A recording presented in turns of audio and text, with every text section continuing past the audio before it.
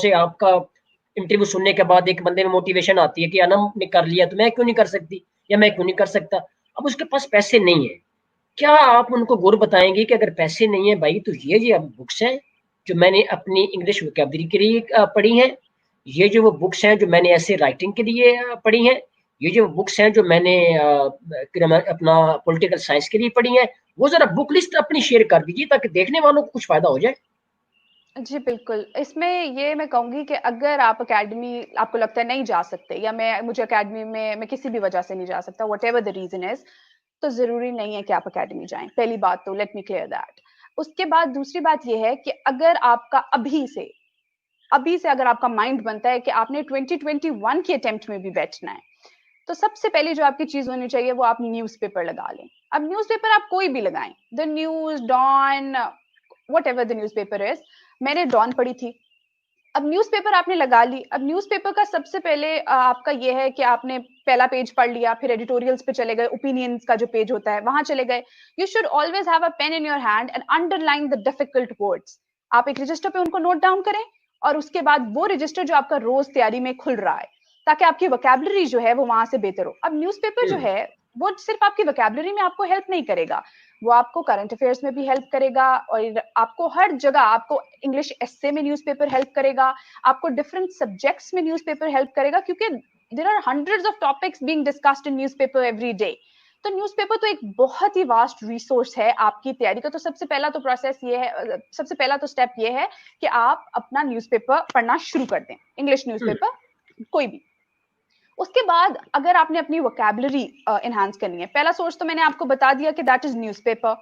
Second, yes. GRE की words की list होती है, lot of people learn from there, memorise करते हैं वो वहां से वर्ड्स, वो भी ठीक है। उसके बाद एक बुक आती है वर्ड स्मार्ट के नाम से, 823 वर्ड्स होते हैं वर्ड स्मार्ट में, और world smart. Princeton review, word smart, yes, ठीक है। प्रिंसटन रिव्यू की ये बुक है। और 823 के जो वर्ड्स हैं ये अगर आप याद करना शुरू कर दें, 10-12 जितने आपसे रोज याद होते हैं, यही वर्ड्स जो हैं ये बहुत ज्यादा न्यूज़पेपर में इस्तेमाल होते हैं, जीआरई में भी हो सकता है रिपीट होते हो, लेकिन it's a very good book for vocabulary. उसके बाद आपका जो है वो प्रेसी अगर आपको अब नहीं समझ आ रही है, not going to an academy, आपको नहीं पता लग रहा कि प्रेसी के टॉपिक्स कहाँ से मैं तैयार करूं, आप पास्ट पेपर्स निकाल लें, पास्ट पेपर्स में से बैठे प्रेसी लिखना शुरू करें। कोई आपका सीनियर है, कोई आपको लगता है कि आपका कोई इंग्लिश का प्रोफेसर है, आप उनसे चेक करवा लें। Because one thing which I must say which is very important is evaluation. Evaluation आपने अपने आप को हर स्टेप पे करवानी है। अगर आप इंग्लिश ऐसे भी लिख रहे हैं तो आपने अपने आप को एवेल्युएट जरूर करवाना है, क्योंकि यू नेवर नो आप ठीक लिख रहे हैं या आप गलत लिख रहे हैं। जब बंदा लिख रहा होता है तो उसको यही लग रहा होता है कि मैं ठीक लिख रहा हूँ, मैं ठीक लिख लेकिन रहा हूँ। बिल्कुल। तो एवेल्युएशन इज वेरी इंपॉर्टेंट। आप किसी अपने किसी सीनियर से, किसी प्रोफेसर से आप एवेल्युएशन करवाते रहें साथ साथ। उसके अलावा अगर आप पाकिस्तान अफेयर्स करते हैं, अब देखें पाकिस्तान अफेयर्स के लिए अगर आपके पास मैट्रिक या एफएससी की बुक भी है, वहां से भी अगर आपको एक सवाल मिलता है तो take it from there. CSS की जो एफपीएससी की लिस्ट भी है, even if you follow it, तो भी अगर आपको कहीं और से भी कोई मटेरियल मिल रहा है तो you should take it from there, इसमें कोई हर्ज नहीं है। मैंने जो बुक्स पढ़ी थी, अब पाकिस्तान के अफेयर्स के लिए किसी के लिए ज्यादा बुक्स चाहिए होती है, मैं ये भी बात एक मेंशन कर दूं पहले, और किसी के लिए कम बुक्स चाहिए होती हैं। और ये नहीं है कि मैंने इस सब्जेक्ट के लिए 10 बुकें पढ़ी हैं, 10, आई हैव रेड 10 बुक्स, तो मेरा ये सब्जेक्ट जो है वो क्लियर हो जाएगा, और इस बुक सब्जेक्ट के लिए मैंने कोई बुक नहीं पढ़ी, मैंने सारा इंटरनेट से पढ़ा है, तो मेरा ये सब्जेक्ट क्लियर नहीं होगा, ये ऐसी कोई बात नहीं है। आपको सिर्फ अपना जो एफपीएससी की कोर्स आउटलाइन है वो आपको पता होना चाहिए कि जब आप जनवरी या फरवरी में बैठे हो तो आपको ये पता हो कि ये मेरी सारी एफपीएससी की तो आउटलाइन एटलीस्ट मैंने सारी कवर की हुई है। अगर बिल्कुल। मैं बुक लिस्ट की तरफ आऊं तो पाकिस्तान अफेयर्स के लिए मैंने ट्रैक टू पाकिस्तान पढ़ी थी, constitutional and political history by Hamid Khan पढ़ी थी। ये हामिद खानी की जो constitutional and political history of Pakistan जो है, ये मैं पॉलिटिकल साइंस में भी काम आती है। इसके अलावा मैंने फॉर्मेटिव फेज पढ़ी थी खालिद बिन सईद की। और जैसे मैंने पहले भी रिपीट किया कि मैट्रिक या एफएससी की भी पाकिस्तान स्टडीज की बुक से मुझे कुछ मिला तो मैंने वो वहां से भी लिया। अब ये वेरी कुछ गुड। बुक्स है, अगर अब ये कुछ बुक्स हैं ये नहीं कवर करती तो internet is always there, one click away हर चीज है, तो आप जो है वो वहां से हेल्प ले लें। अब करंट अफेयर्स के लिए there are some journals, ISPR का जर्नल होता है या न्यूज़पेपर है, तो ये आपको वहां से हेल्प करेगा। उसके अलावा जो इस्लामियात है वो मैंने पढ़ी थी, Islamiyat its meaning and message by Khurshid Ahmad, और इंटरनेट से भी मैंने बहुत ज़्यादा हेल्प ली थी इस्लामियात के लिए, क्योंकि कुछ चीज़ें जो मुझे नहीं मिल रही थी वो मैंने वहाँ से पढ़ी थी। उसके बाद प्रेसियन कॉम्पोजिशन मैंने आपको बताया, पास्ट पेपर्स हैं, और इस तरह से वर्ड स्मार्ट और ये सब कुछ, और पिछले पेपर से प्रैक्टिस करी थी मैंने।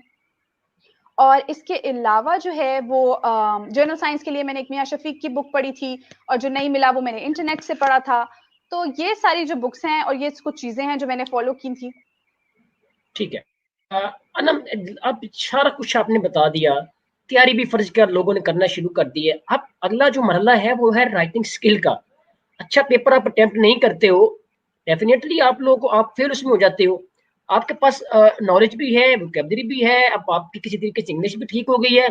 बताइएगा कि क्या एक्सपीरियंस हुआ है आपको इस बार सीएसएस करने में, कि राइटिंग स्किल बड़ी मानी रखती है, कितने इंच का फासला होना चाहिए? बिकॉज यू आर अपने पीएसपी के लिए आपने क्वालिफाई किया, एलोकेट आप हो, तो पीएसपी तो सबका ख्वाब होता है कि यार मैं पुलिस सर्विसेज में जाऊं, और फिर 38 पोजीशन आपकी माशाल्लाह आई है। तो सारा आपका क्या एक्सपीरियंस बताता है क्वेश्चंस को अटेम्प्ट करने के तरीका कार के हवाले से? देखिए, सबसे पहले तो ये है ना कि आपका जब पेपर एग्जामिनर खोलें तो उनको समझ आए, चीज़ें ढूँढनी ना पड़े उस पेपर में। दिस इज़ व्हाट आई से एवरी टाइम।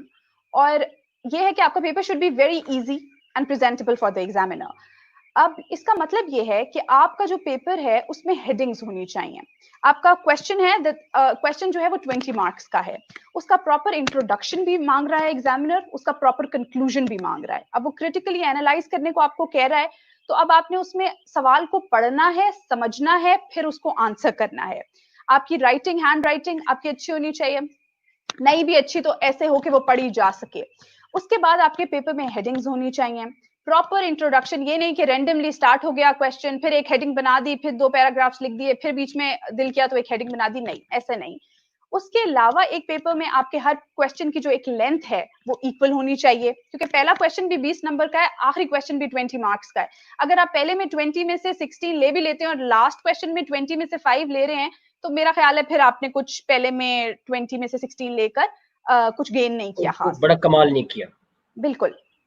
तो ये आपका ये होना चाहिए। उसके बाद आपको आपको ये होना चाहिए कि आपका 2 शीट्स लिखने के बाद हाथ थक नहीं गया, क्योंकि वो मटेरियल ज़्यादा, अब 20 मार्क्स का क्वेश्चन है, तो 20 मार्क्स के क्वेश्चन में आपने उसको मटेरियल प्रोवाइड भी उतना करना है कि वो आपको 20 में से 15 या 16 मार्क्स दे।